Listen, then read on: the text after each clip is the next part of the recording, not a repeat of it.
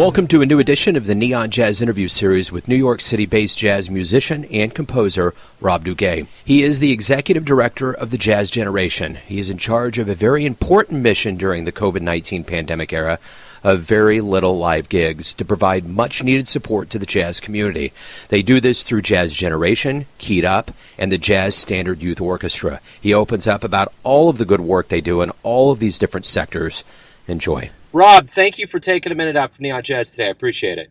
It is truly our pleasure. Thanks for having us on, Joe. You bet. So basically what I want to do is I want to start off kind of at the top here about kind of give me an idea. Whenever I hear about organizations like this, I'm trying to kind of figure out and decipher the hierarchy of everything. So talk to me a little bit about who you are and what you all are doing right now in this modern COVID-19 world of no live jazz. We've had to adapt just like every other, organization and every other musician, as you can well imagine. I guess leading up into, I guess we could start, at the beginning of March before we found out all this terrible news about places shutting down and everything. Jazz Generation essentially is three different entities. We have a wonderful program called Jazz Discovery Program where kids in mostly underprivileged schools, I would say, from around the New York City boroughs, they visit a jazz club. We essentially send a bus and it's a field trip for the kids to come to a real jazz club, and we have a band, waiting there for them to teach them about the music and really just to enjoy a concert. So that's Jazz Discovery Program. That's been going on for about 20 years, actually. And then our second program is called Jazz Standard Youth Orchestra. They meet at the legendary jazz club, Jazz Standard. And actually our founder, as a side note, our founder of our organization is the founder of Jazz Standard, named James Polsky. And so that program is run by David O'Rourke, and we essentially teach the kids mainly, I'd say, 8th grade through the end of high school. They work every Sunday during the school year with David O'Rourke and special guests such as, Lewis Nash, Jeremy Pelt, the list goes on. And so we've had generations of kids coming up through that program, some really fine players. A lot of them have gone on to, higher learning institutions and just gigging around New York City, certainly. And our third program is called Keyed Up, and that's our newest program that I helped to discover with James, our founder. And that is kind of an energy boost to the scene where, as you know, probably in Kansas City it's something similar where there's a lot of gigs around, but they're not that great paying, maybe $50, $100 gigs. So what we do is we jump into those spots that are hospitable to musicians, but not necessarily, that don't necessarily have enough money to pay a decent wage. And we step in, kind of augment the compensation for the musicians. And that's been wildly popular. We have about 25 to 30 gigs weekly that we augment. So that was, up until about March 2020. And when we discovered that, things were going haywire, we didn't stop. We have a lot of people that were on our payroll for weekly gigs, and we decided, we're not going to stop paying these cats. So we're going to hold up our end of the bargain and keep sending our, $50 to $100 a week, essentially, to about 30 or 40 musicians. So for some musicians, that was their only bread that they've seen since March, and even still. We've been getting a lot of emails and phone calls of gratitude every week, just like, hey, Rob, really appreciate the checks that keep coming, and, it's been keeping the groceries coming in. And another thing we've been doing during COVID is we've continued our Jazz Standard Youth Orchestra. Actually, David O'Rourke still meets on Zoom with about I'd say 15 to 20 students every Sunday afternoon. And it's really awesome. Actually, anybody can tune in on our social media pages because we broadcast live. And it's really a pleasure to watch the kids. You know, we just say, hey, what are you working on? And, you know, young trumpeter will say, hey, I just learned half of a Clifford Brown solo. We say, yeah, go ahead, play it. And we have a few heavyweights that kind of sit in on the session and offer their advice and encouragement to the youth.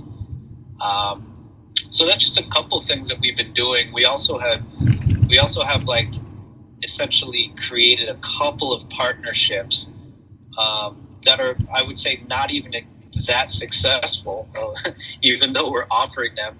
We literally reached out to hundreds of musicians and, hey, if you guys need a bag of groceries or something, let us know, because we set up a partnership with a Brooklyn food bank run through a church over in Brooklyn. And we also had a partnership with a mental health clinic. And we said, hey, any musicians that are, you know, feeling a little blue and kind of missing out on performing and just need someone to talk to, we've attempted to set them up with therapy. So those are just a couple things that we've been doing, and we're open to doing more and eager to help out. So, you know, you really gave me a good, well-rounded view of what's going on. So I got a couple additional questions based on what you said. Is what have been you've talked about some success stories, but are there any like kind of more globally? Are there any specific success stories that we can kind of latch onto during this very uncertain time of no live music that's really reassuring that recovery is coming and there's going to be a revival? Yeah, for sure. You know, I mentioned how we had about 25 gigs weekly, and actually I'm happy to say that we have now about 10 out of those 25 gigs that we had prior to COVID. About 10 of 25 are currently operating with outdoor gigs. And we realize that is, you know, it's slow to the get-go, so to speak, and it's reliant on good weather. So of course the cats aren't going to be playing out in the rain, and certainly in New York City it's going to start getting cold in about a month. So what we decided to do was not only the certain places that are able to have live music, the ones that we were sponsoring before, we said of course we're down, because you know, we were actually paying the cats not to play. So when they said, hey, we're gonna actually do something outdoors now, we said, all right, well, we'll keep our end of the bargain up, and in some cases augment even more. And we also started opening our doors, our arms, so to speak, to a lot of new places. So we actually added maybe 5 or 6 venues that we didn't have before, and with the idea that, okay, listen, we only have about a month left here of good weather in New York, so let's really try to keep the cats working. And I'd say that, you know, there's a glimmer of hope. And as you mentioned, you talked to Spike Wilner recently. He's now just able to have 15 people inside of his wonderful club called Smalls.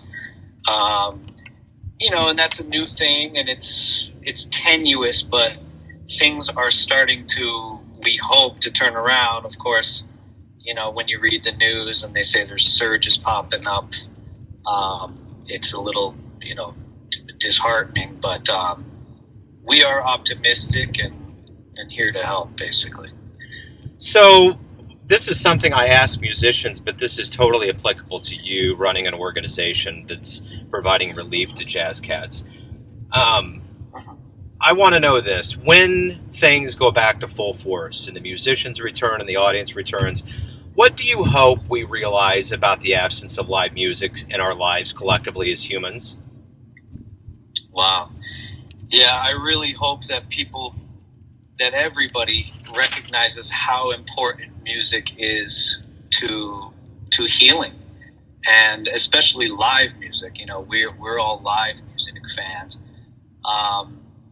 We really hope that people just kind of wake up and say, man, you know what? I really miss this. I really miss seeing a bunch of guys up there that are having fun and creating music from their hands. It's not just an iPod, we hope that people will be generous in attending concerts and say, you know what, I will pay that $20 cover charge, and I will throw $10 in the hat when it goes my way. That's really what we hope, and we hope that musicians will, that their compensation will be augmented after this, as opposed to the other way around. So musicians have been, as James, our founder, always says, essentially musicians get paid far less than minimum wage when you add up the hours that it takes for them to practice, maybe the hours that it took them to get a degree, the hours that it takes for them to get to a gig, to set up, to bring their instrument, how much their instrument costs. When you do all the math, and especially if they're playing a $50 gig for 3 hours, these guys are making far below minimum wage, and they do it with a smile on their face. So we hope that musicians will be treated more fairly and equitably, after all this is done. Yeah, absolutely. Rob, thank you for opening up. Thank you for what you're doing for jazz musicians. I look forward to featuring this on Neon Jazz. Thanks for having us, Joe, and thanks for what you're doing. It's beautiful, man. Really appreciate you. Thanks for listening and tuning in to another Neon Jazz interview, where we give you a bit of insight into the finest cats and organizations in New York City, Kansas City, and spots all over the world, giving fans all that jazz. And thanks to Rob for his mission and his support of the jazz community during this time of great need. If you want to hear more interviews, go to Famous Interviews with Joe Domino in the iTunes Store. Visit neonjazz at youtube.com, and for everything Neon Jazz all the time, go to the neonjazz.blogspot.com. Until next time, enjoy the jazz, my friends.